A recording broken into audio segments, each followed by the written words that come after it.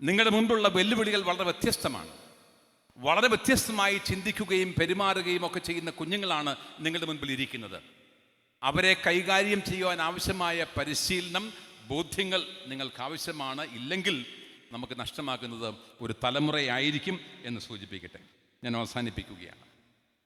വേദപുസ്തകത്തിൽ വളരെ മനോഹരമായ ഒരു പരാമർശം, സദൃശ്യവാക്യങ്ങൾ 3-ാം അധ്യായം 13-ാമത് വാക്യം. സദൃശ്യവാക്യങ്ങൾ 3-ാം അധ്യായം 13-ാമത് വാക്യം. ജ്ഞാനം നേടുന്നവനും അറിവ് ലഭിക്കുന്നവനും ഭാഗ്യവാനാണ്.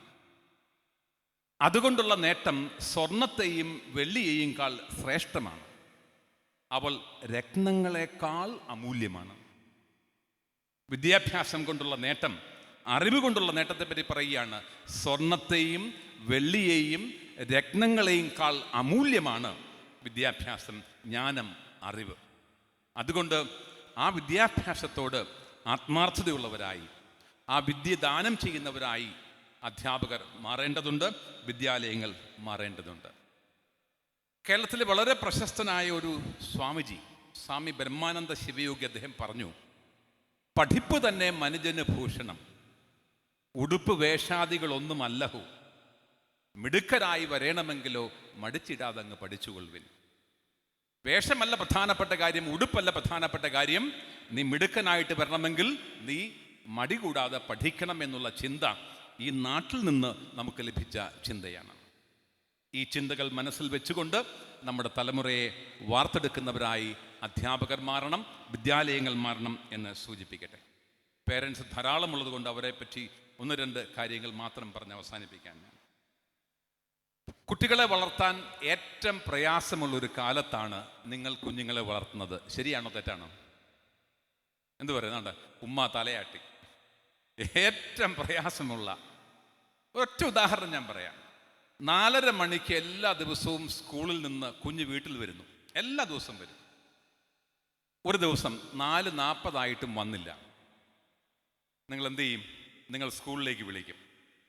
വിളിച്ചപ്പോൾ സ്കൂളുകാർ പറഞ്ഞു ബസ്സിൽ കയറി പോയിട്ടുണ്ട് എന്ന് പറയും. നിങ്ങൾ സ്കൂൾ ബസ്സിലേക്ക് വിളിക്കുമ്പോൾ ആയയുടെ ഫോൺ സ്വിച്ച്ഡ് ഓഫ്. നിങ്ങൾ ഡ്രൈവറെ വിളിക്കുമ്പോൾ ഡ്രൈവറുടെ phone out of coverage area. അപ്പോഴേക്ക് 4:45 4:50.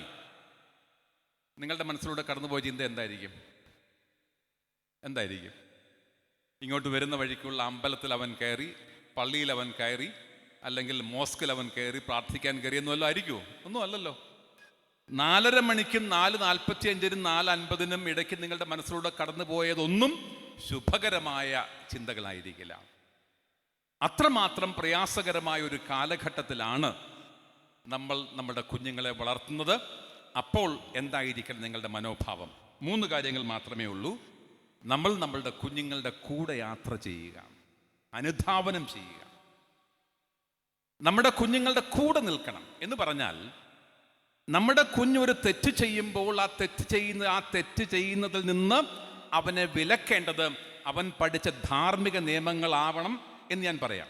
എന്നാൽ അതിലുപരി ഞാൻ ഈ തെറ്റ് ചെയ്താൽ എൻ്റെ അച്ഛൻ്റെ, എൻ്റെ അമ്മയുടെ മനസ്സ് വേദനിക്കുമോ എന്നുള്ള ചിന്തയായിരിക്കണം.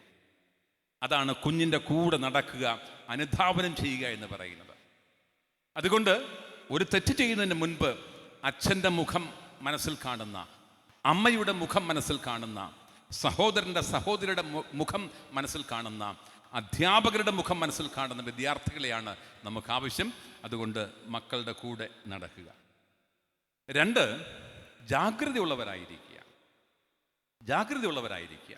നിങ്ങൾ അറിഞ്ഞോ എന്ന് എനിക്കറിയില്ല, കേരളത്തിൽ ലഹരി ഉപയോഗിക്കുന്ന വിദ്യാർത്ഥികളുടെ ഏറ്റവും കുറഞ്ഞ പ്രായം 11 വയസ്സാണ് കേട്ടോ. ഏറ്റവും പുതിയ കണക്കാണ് ഞാൻ പറയുന്നത്. 11 വയസ്സാണ് ലഹരി ഉപയോഗത്തിൽ ഏറ്റവും കുറഞ്ഞ പ്രായം.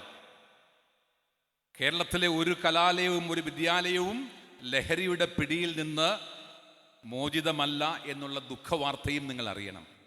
അതുകൊണ്ട് നിതാന്ത ജാഗ്രതയായിരിക്കണം മാതാപിതാക്കൾ പുലർത്തേണ്ടത് എന്ന് സൂചിപ്പിക്കട്ടെ. 3-മതായി കുഞ്ഞുങ്ങളെ ഈശ്വരന് കൊടുക്കുക. ഞാൻ പലപ്പോഴും സ്കൂളിലെ പേരൻസിനോട് ചോദിച്ചിട്ടുണ്ട്, നിങ്ങൾ രാവിലെ എങ്ങനെയാണ് നിങ്ങളുടെ കുഞ്ഞിനെ യാത്ര അയക്കുന്നത്?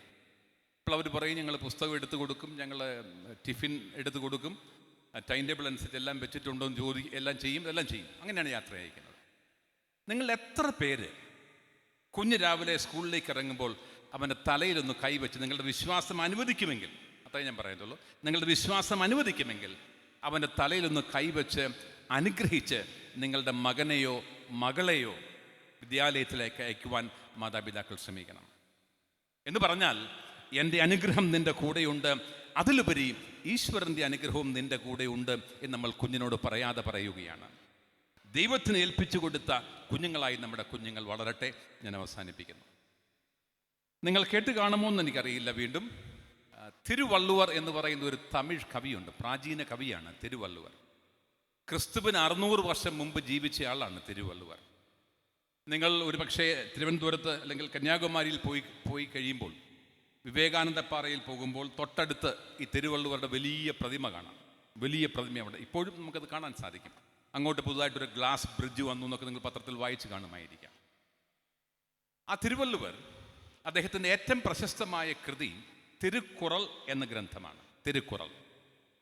അതിലെ ഒരു കുറൾ എന്ന് പറഞ്ഞാൽ ഈരടി എന്നാണ് അർത്ഥം. 2 വരി കവിതയ്ക്കാണ് കുറൾ എന്ന് പറയുന്നത്.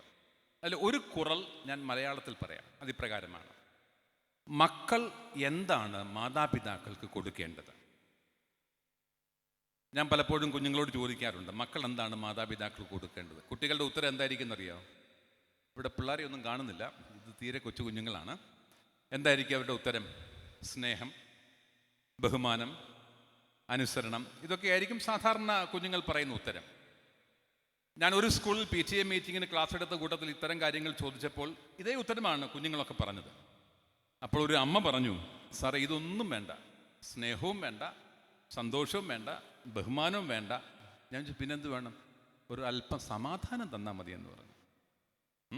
മക്കൾ അല്പം സമാധാനം തന്നാൽ മതി. അതങ്ങ് മറന്നേക്കുക. എന്താണ് തിരുവള്ളുവർ പറയുന്നത് നമുക്ക് നോക്കാം. അദ്ദേഹം പറയുകയാണ്, ഒരു പൊതുസഭയിൽ വെച്ച് ആരെങ്കിലും നിങ്ങളുടെ കുഞ്ഞിനെ ചൂണ്ടിക്കൊണ്ട് ചോദിക്കണം, ഈ കുഞ്ഞിനെ കിട്ടാൻ എവിടെയാ നേർച്ച നേർന്നത്, എവിടെയാ തപസ് ചെയ്തത് എന്ന് ചോദിക്കണം. എന്താ ചോദിക്കേണ്ടത്? നിങ്ങളുടെ കുഞ്ഞിനെ ചൂണ്ടിക്കൊണ്ട് ആരെങ്കിലും ചോദിക്കണം, ഈ കുഞ്ഞിനെ കിട്ടാൻ എവിടെയാണ് നേർച്ച നേർന്നത്, എവിടെയാണ് തപസ് ചെയ്തത് എന്ന് ചോദിക്കണം. എന്ന് പറഞ്ഞാൽ മക്കൾ മാതാപിതാക്കൾക്ക് കൊടുക്കേണ്ടത് നിങ്ങളെ ചൊല്ലി അഭിമാനിക്കുവാനുള്ള 1000 മുഹൂർത്തങ്ങളാണ്. അത് സമ്മാനിക്കുവാൻ ഈ വിദ്യാലയത്തിലെ വിദ്യാർത്ഥികൾക്ക് സാധിക്കട്ടെ. അതിനാവശ്യമായ പരിശീലനം നൽകുവാൻ ഇവിടുത്തെ അധ്യാപകർക്ക് സാധിക്കട്ടെ, സ്കൂളിന് സാധിക്കട്ടെ. അത് കാണുവാനും അനുഭവിക്കുവാനുള്ള ഭാഗ്യം ഇവിടുത്തെ മാതാപിതാക്കൾക്കുണ്ടാകട്ടെ എന്നുള്ള ആഗ്രഹത്തോടെ, പ്രാർത്ഥനയോടെ, നിങ്ങളുടെ എല്ലാവരുടെയും അനുവാദത്തോടുകൂടി ഈ വർഷത്തെ നമ്മളുടെ വാർഷിക ആഘോഷങ്ങൾ ഉദ്ഘാടനം ചെയ്തതായി പ്രഖ്യാപിക്കുന്നു. നമസ്കാരം. ജയ് ഹിന്ദ്. ഞാനൊരു കാര്യം മറന്നതല്ല, ഞാൻ മനസ്സിലാക്കുന്ന ഇവിടെ 2 ടീച്ചേഴ്സ് റിട്ടയർ ചെയ്യുന്നുണ്ട്. ദീർഘകാലം ഇവിടെ ജോലി ചെയ്തിട്ട് അല്ലേ, ഇങ്ങനെയാണ് അല്ലേ, 2 പേര് റിട്ടയർ ചെയ്യുന്നുണ്ട്. റിട്ടയർ ചെയ്യേണ്ട പ്രായമായോ എന്ന് എനിക്കറിയാൻ പാടില്ല. ഇവിടെ മുഖത്ത് നോക്കിയിട്ട് അതിനുള്ള പ്രായമൊന്നും കാണുന്നില്ല. എങ്കിലും സർക്കാരിൻ്റെ നിയമം അനുസരിച്ച് റിട്ടയർ ചെയ്യണം. ഏറ്റവും സന്തോഷത്തോടെ റിട്ടയർ ചെയ്യാൻ പറ്റുന്ന ആർക്കാ ടീച്ചറെ? ഏറ്റവും സന്തോഷത്തോടെ റിട്ടയർ ചെയ്യാൻ പറ്റുന്ന വർഗം അധ്യാപകരാണ്. കാരണം ഇവിടുത്തെ ചങ്കേരി അച്ഛൻ അടുത്ത വർഷം, അച്ഛന് ട്രാൻസ്ഫർ ഉണ്ടോ എന്ന് എനിക്ക് അറിയാൻ പാടില്ല, അടുത്ത വർഷം ഇവിടെ വന്നു കഴിയുമ്പോഴേക്ക് അച്ഛൻ്റെ ലേബൽ എന്നാ? മുൻ വികാരി. ഫൊറോന വികാരിയുടെ ലേബൽ എന്താ? മുൻ ഫൊറോന വികാരി. അടുത്ത വർഷം 10 വർഷം കഴിഞ്ഞിട്ട് ടീച്ചർ ഇവിടെ തിരിച്ചു വന്നാലോ, ഞങ്ങളുടെ മുൻ അധ്യാപികൻ ആരെങ്കിലും വിദ്യാർത്ഥികൾ പറയുമോ? പിന്നെന്ത് പറയും? എൻ്റെ ടീച്ചറാ, എൻ്റെ സാറാ. ഒരിക്കലും റിട്ടയർമെൻ്റ് ഇല്ലാത്ത വർഗമാണ് അധ്യാപകർ. അതുകൊണ്ട് സന്തോഷത്തോടെ, അഭിമാനത്തോടെ, ചാരിതാർത്ഥ്യത്തോടെ നിങ്ങൾക്ക് പടിയിറങ്ങാം. നിങ്ങളുടെ യാത്രയിൽ എല്ലാവിധ ദൈവാനുഗ്രഹങ്ങളും ഉണ്ടാകട്ടെ എന്ന് ആത്മാർത്ഥമായി ആശംസിക്കുകയും പ്രാർത്ഥിക്കുകയും ചെയ്യും.